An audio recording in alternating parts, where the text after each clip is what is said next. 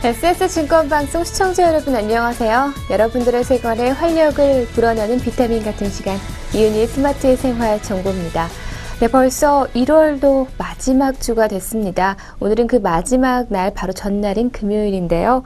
그래서 오늘도요, 여러분들 주말 즐겁게 보내시라고 극장가 정보로 준비했습니다. 이번 한 주도 열심히 달려온 여러분들을 위해서 풍성하게 준비했으니까요. 이번 시간도 함께 해주시길 바랍니다. 그럼 이은희의 스마트 생활 정보 지금부터 시작합니다.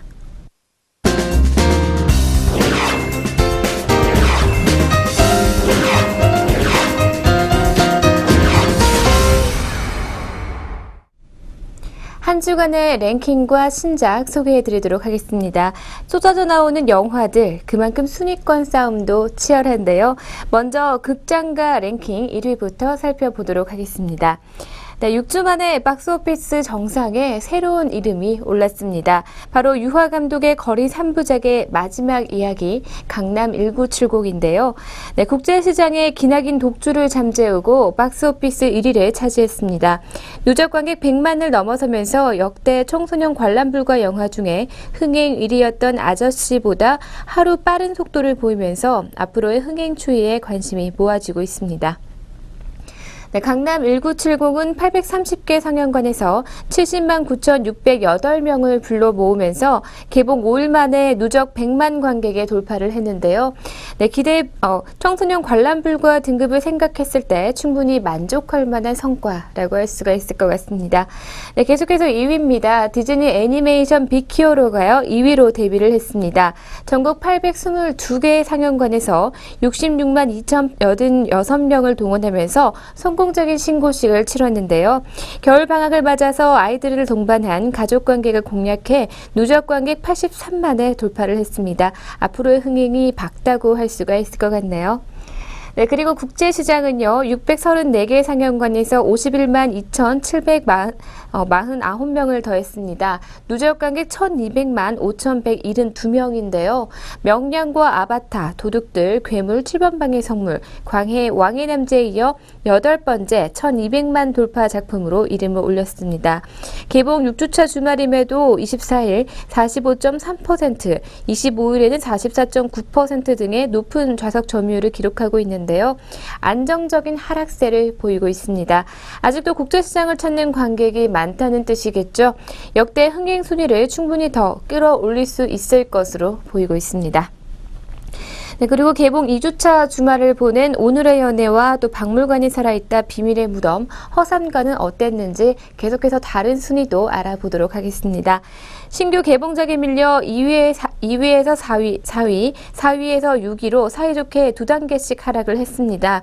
상영 횟수도 대폭 빼앗겼는데요. 네, 그만큼 흥행을 이어갈 위력이 약했다는 의미겠죠. 오늘의 연애는 494개 상영관에서 28만 1,194명, 그리고 박물관이 살아있다는 414개 상영관에서 17만 7,720명, 허삼가는 391개 상영관에서 11만 5,494명의 관객을 끌어모았습니다.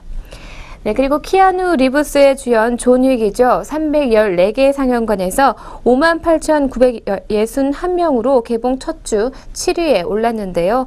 내한 행사까지 하면서 대중의 관심을 끌어모으긴 했지만 흥행에는 큰 영향을 미치지 못한 것 같습니다. 상영 횟수도 넉넉하게 확보하지 못한 것이 그 점이라고 할 수가 있겠죠.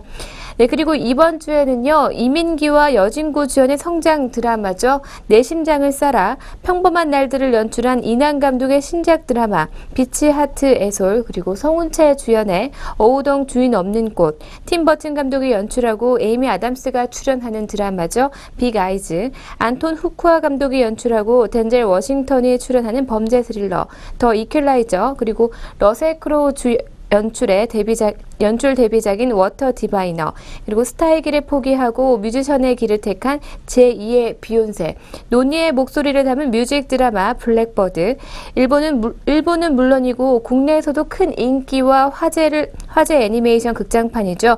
진격의 거인 홍련의 화살 등이 개봉을 했습니다. 네, 그럼 계속해서 개봉 예정작 알려드리도록 하겠습니다. 한국 포크 음악계의 전설이 된 트윈폴리오의 제3 멤버가 있었다고 하죠. 바로 세시봉입니다. 오는 2월 5일에 개봉을 앞두고 있고요. 메가폰에는 김현석 감독이 네, 그리고 출연에는 김윤석과 정우 그리고 김희애가 출연하게 됩니다. 네, 그리고 다음 영화입니다. 지구는 우주의 식민지다. 네, 외계 종족 간의 인간 재배가 시작이 됩니다. 주피터 어센딩인데요. 감독에는 라나 워셔스키와 앤디 워셔스키 감독이 메가폰을 잡았고요. 출연에는 밀라 쿠니스와 채닝 테이텀 그리고 숀 빈이 네, 출연하게 됩니다. 네, 그리고 삼장 법사의 탄생과 대모험의 서막이 시작됩니다. 바로 서유기 모험의 시작인데요. 오는 2월 5일에 개봉을 앞두고 있습니다.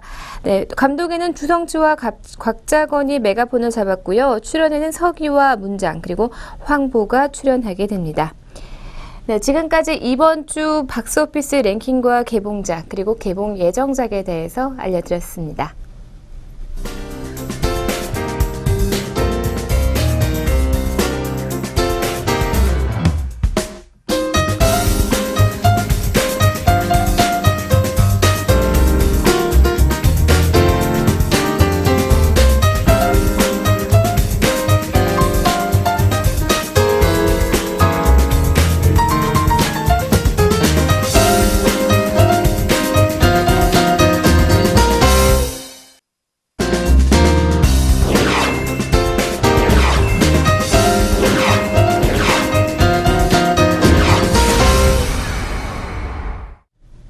영화 리뷰 이어지도록 하겠습니다.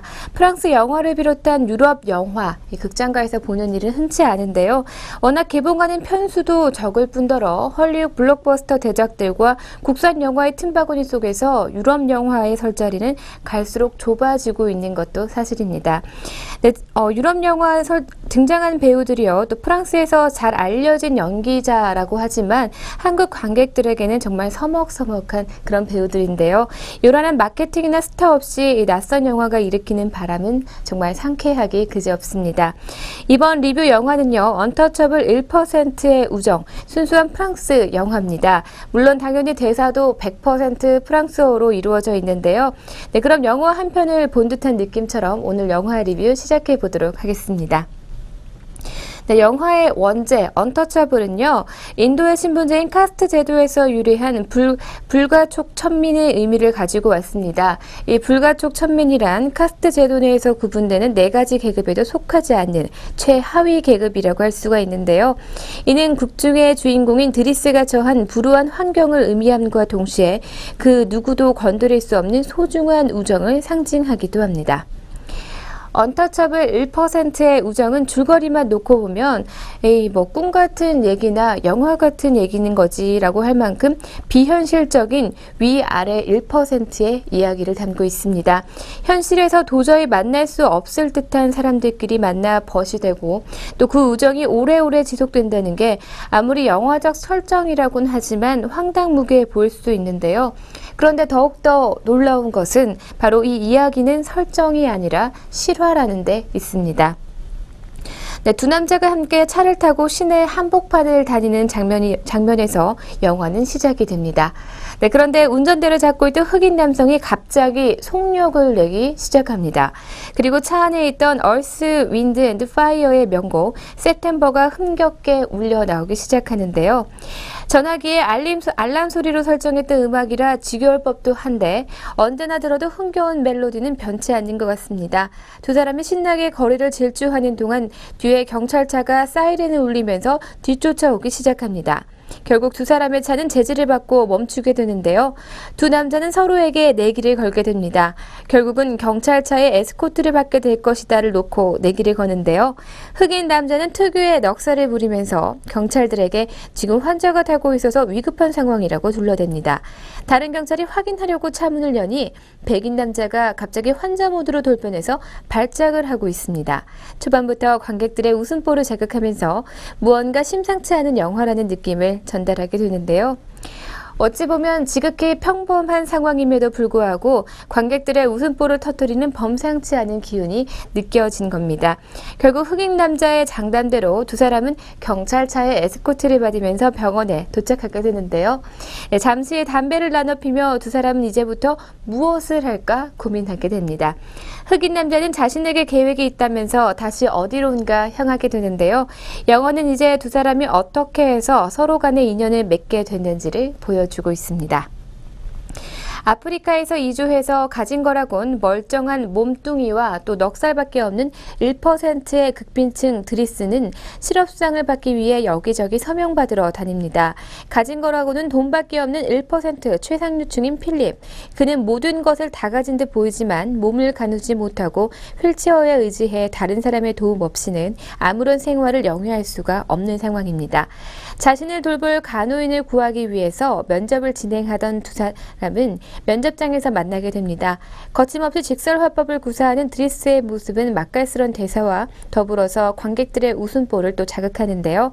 얄밉지 않으면서도 자기 할 말은 다 하는 그런 스타일이라고 할까요? 네, 무언가 다른 내면을 지닌 듯한 모습에 드리스에게 필립은 간호인의 자리를 제안하게 됩니다.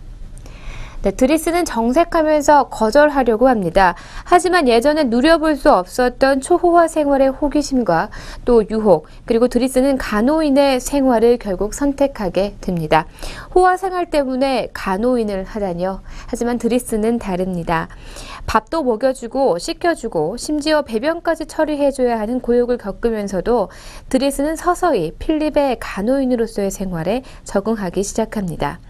우연히 뜨거운 차를 따르기 위해 주전자를 들다가 필립의 다리에 뜨거운 물이 솟지만 전혀 아무런 반응이 없는 것을 알게 되자 오히려 필립의 다리에 왕창 뜨거운 물을 부어보려는 개구쟁이 같은 모습에 관객들은 웃음을 멈추지 못합니다.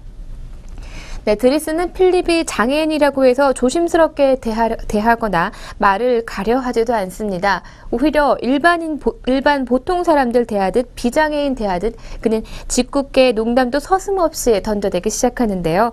그런 순수한 드리스의 모습에 필립은 점점 마음을 열게 됩니다. 심지어 친척이 드리스의 전과 기록을 거론하면서 그를 더 이상 들여놓지 말라는 충고에 필립은 자신을 장애인으로 생각하지 않고 일반 비장애인처럼 대하는 드리스가 남들과는 확연히 다른 간호인임을 강조하는데요. 영화 곳곳에는 상류 사회의 허례허식에 대해서도 풍자를 아끼지 않습니다. 특히 박물관에서 하얀 캔버스 위에 빨간 물감을 흔적처럼 남겨진 그림이 4만 유로 이상에 팔려 나가는 것을 보면서 드리스가 던져대는 조롱은 더욱 공감과 진한 유머를 안겨다 주는데요. 여기에서 질 수가 있나요? 네, 드리스는 박물관의 그림에 영감을 얻고 캔버스에 자신이 원하는 대로 박물관에서 봤던 그림처럼 비슷하게 물감을 뿌려댑니다. 드리스의 그림은 필립의 탁월한 언변을 통해서 신인 유망 작가의 그림으로 둔갑돼 10,000유로에 팔리게 됩니다. 네, 필립이 6개월 동안 얼굴도 모르는 여인과 펜팔로 교류하는 것을 알게 된 드리스는 사진을 보내서 직접 만나볼 것을 권유하게 됩니다. 필립은 당연히 완강히 거부하게 되죠. 네, 좀처럼 드리스의 제안을 받아들이지 않자 결국 마지못해 펜팔로 교류하는 여인 엘레오노르를 직접 만나는 자리에 나가게 됩니다. 하지만 필립은 사별한 부인에 대한 죄책감과 자유롭지 못한 가눌 수도 없는 자신의 처지를 보는 것이 선뜻 내키지가 않습니다. 결국 필립은 엘레오노르가 오기도 전에 자리를 박차고 나가게 됩니다. 네, 말썽꾸러기 동생으로 인해서 어쩔 수 없이 간호사의 일을 그만두게 된 드리스는 새로운 직장을 구하게 되는데요. 하지만 드리스가 떠난 그 자리, 그 누구도 메울 수가 없습니다. 필립의 몸과 마음은 점점 쇠약해져 가고 이를 보다 못한 가정부의 연락을 받고 드리스는 필립을 다시 찾게 됩니다. 다시 만난 두 사람, 차를 타고 어디론가 향하게 되는데요. 다시 영화는 첫 장면에 두 사람의 드라이브 장면으로 되돌아옵니다. 바닷가가 보이는 한적한 휴양지에서 모처럼 시원한 바깥 공기를 맞는 필립은 자신의 육체적이자 정신적인 버팀목이 되어준 친구 드리스와 함께 보내는 시간이 정겹기만 합니다. 네, 그리고 드리스는 필립에게 예상치 못한 선물을 선사하게 되는데요. 바로 그 선물은 필립의 삶에 부족했던 1%를 채워줄 바로 새로운 활력소가 될 것임을 확신하게 됩니다. 네, 워낙 자극적인 설정과 장치들로 범벅된 그런 영화에 익숙해서인지 영화를 보는 동안에 혹시라도 드리스와 필립스 두 사람 사이에 무엇인가 안 좋은 일이 생기지 않을까 하며 조마조마하며 영화를 보게 되는데요. 하지만 영화의 흐름은 극히 평탄합니다. 요즘 개봉한 영화들과는 좀 차별화된 구성인데요. 하지만 전혀 지루하지 않고 2시간 가까이 되는 상영 시간 동안 영화에 완전히 몰입하게 됩니다. 사소한 에피소드들을 맛깔나는 대사와 버무려 잔재미를 느끼게 하는 연출력과 또 배우들의 출중한 연기력 때문입니다. 네, 1%의 최상류에 속한 남자와 또 1% 최하 극빈층에 속한 남자, 서로에게 부족한 1%를 채워주고 인생의 새로운 전기를 맞이하게 됩니다. 영화의 내용이나 흐름은 최근에 개봉한 영화들에 비해서 극적 장치가 물론 1% 정도 부족하긴 하지만요. 1%의 잔재미를 통해서 다른 영화들보다는 1%의 더 깊은 감동을 선사하는 그런 영화입니다. 네, 우리 주변에도 1%의 다름을 인정하지 못해서 빚어지는 갈등과 반목들이 너무나도 많은데요. 또 요즘처럼 세대 간의 계층 간의 또 관점 간의 차이가 극명하게 드러나는 시대에서 이 영화가 시사하는 바는 의미심장합니다. 네, 이들의 우정은 그야말로 1%, 더 가능성이 희박한 기적에 가까운 인연일 수도 있지만 이런 아름다운 이야기는 영화가 아니라 현실에서 이루어진다는 것, 그리고 그 현실이 프랑스가 아니라 지금 여기에서도 이루어지기 바란다는 것, 그것이 바로 이 영화를 상위 1%짜리 흥행작으로 만든 힘이 아닐까 하는 그런 생각이 드는데요. 기대하지 못한 재미와 잔잔한 감동을 안겨주는 영화 언터처블 1%의 우정, 놓치면 후회할 작품이라는 얘기 감히 해드리고 싶습니다. 네, 지금까지 언터처블 1%의 우정과 함께했습니다.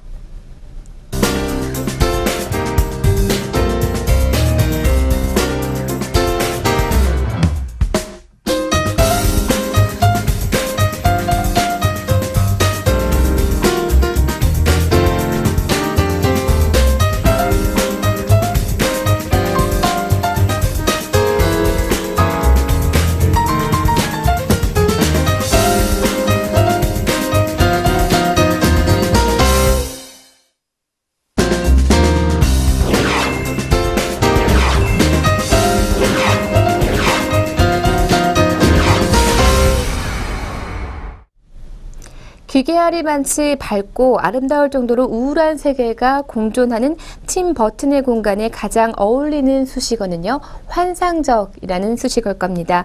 어두운 유년기를 보내며 방에 박혀 그림만 그리던 소년이 디즈니 애니메이터를 거쳐서 꿈의 공장에서 자신만의 왕국을 건설하기까지 그의 인장이 박힌 특별한 공간들을 방문해 봤는데요. 오늘은 그 첫 번째 편 함께 하도록 하겠습니다. 네, 처음으로 소개할 공간은요, 영화 가위손에 나왔던 킴의 마을과 에드워드의 성입니다.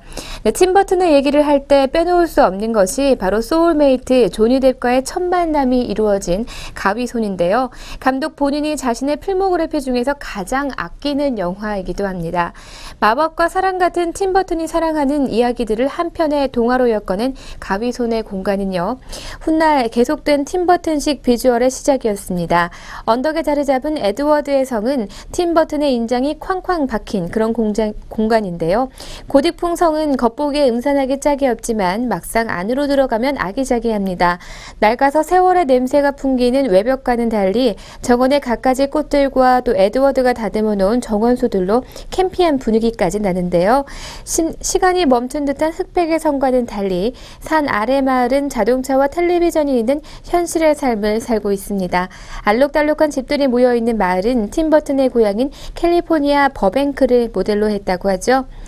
네, 실제로 플로리다에 위치한 마을에서 촬영이 진행되는데요. 무채색이라고는 한 줌도 끼어들지 않은 이런 마을을 만들어내기 위해 팀 버튼은 건물들의 외벽을 핑크와 민트 그리고 라벤더 등의 파스텔 톤으로 새로 칠을 했다고 합니다. 네, 두 번째로 소개해드릴 공간은요, 배트맨의 저택입니다. 비록 팀 버튼에게는요, 배트맨을 만들 때의 기억은 정말 끔찍한 것이었다고 합니다. 네, 처음으로 등장한 우울한 슈퍼히어로에 사람들은 열광했는데요. 팀 버튼의 위험한 상상력으로 막대한 제작비가 투여된 블록버스터를 안전하게 운용하고 싶어하는 메이저 스튜디오와 반목을 했고, 또 그는 스튜디오의 임원들을 상대하느라 매일같이 전쟁을 치렀다고 합니다. 네, 그렇게 탄생한 배트맨은 당시의 우울한 심정을 대변하듯이 정말 어두운데요. 이야기 대부분의 한밤중에 진행되는 영화의 낮은 조도는 골목골목 악당들이 우글거리는 고담시와 악과 고독의 사투를 벌이는 배트맨을 대변하고 있습니다.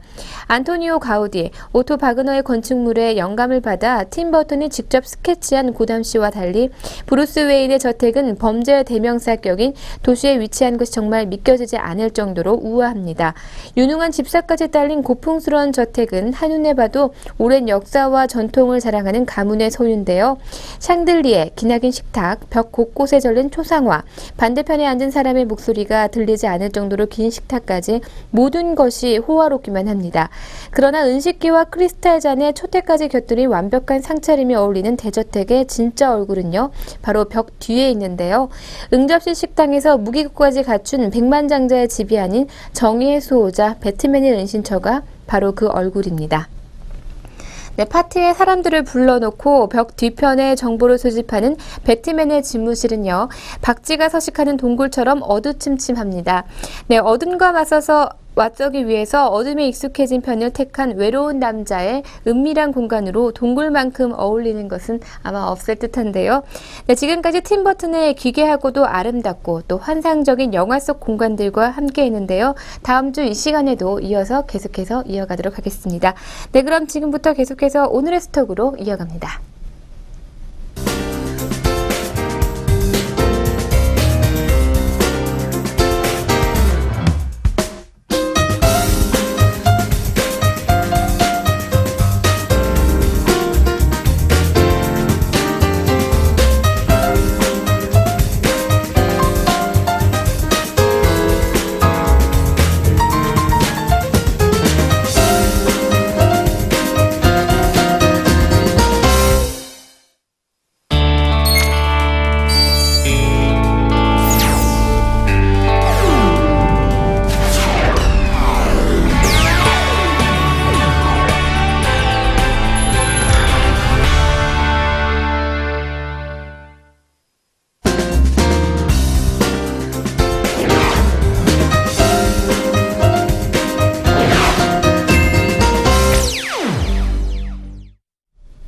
오늘의 스톡 시간입니다. 오늘도 증권사 추천 종목으로 두 종목 준비했습니다.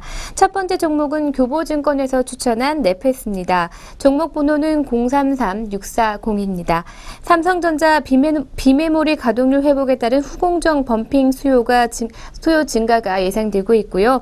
중국 반도체 고객 확보를 통한 중국 매출 성장이 기대되고 있습니다. 동사는 디스플레이용 구동칩과 휴대폰용 다양한 기능을 구현하는 칩셋 사업을 추진하는 반도체 기업인데요. 최근에는 범핑 기술력을 기반으로 사업 다각화에 주력 중이고요. 또 디스플레이 시장의 소비 심리 회복에 따라 중국 시장을 비롯해 높은 성장성이 전망되고 있습니다.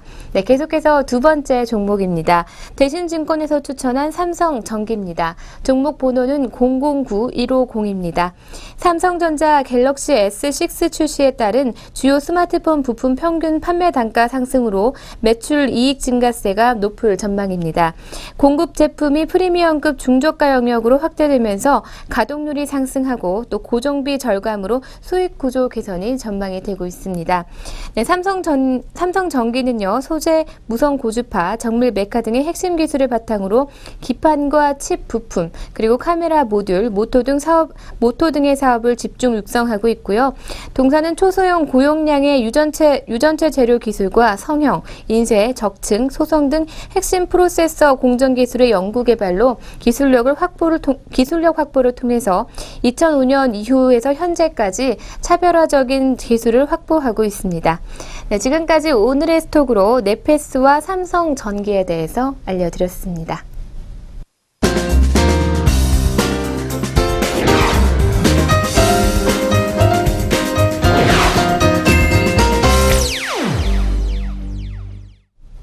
여러분들에게 즐거움과 재미, 감동을 드리는 오늘의 펀앤필입니다. 네, 자, 금요일만 되면 붉은 보내라는 인사 의뢰들 하실 텐데요. 오늘은 시청하고 계신 여러분, 붉은 보내시라는 의미에서 신나는 영상 준비했습니다. 함께 감상하시죠.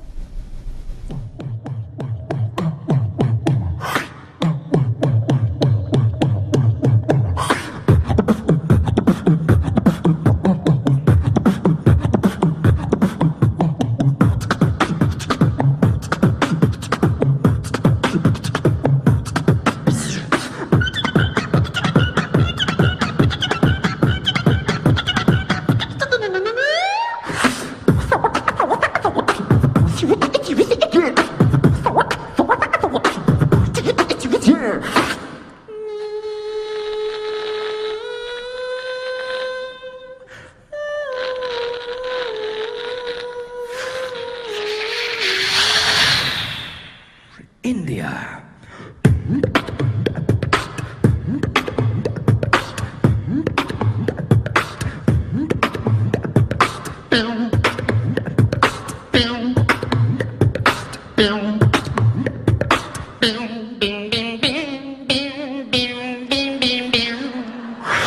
China.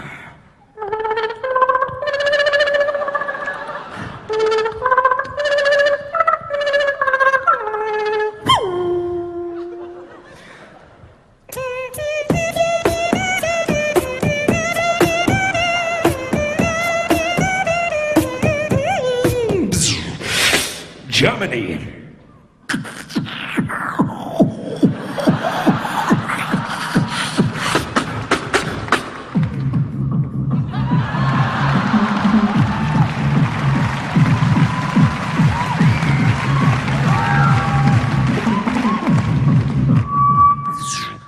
Party, yeah. 네, 그는 호주 출신의 아티스트 톰 터머입니다. 테드 강의에 나올 만큼 그의 기술력과 감성 그리고 관점이 특별한 비트박서인데요. 네, 인간의 몸으로 연주하는 비트박스 들으면서 즐거운 시간 되셨길 바라면서 오늘의 펀앤필은 여기까지입니다.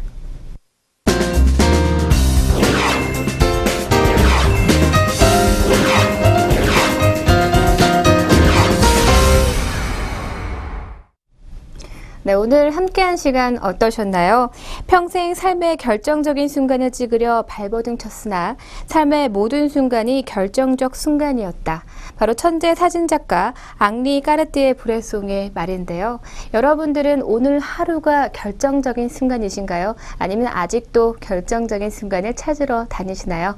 네, 오늘 제가 준비한 내용은 여기까지고요. 즐거운 주말 보내시고 저는 월요일 이 시간 다시 찾아뵙도록 하겠습니다. 시청해주신 여러분 고맙습니다.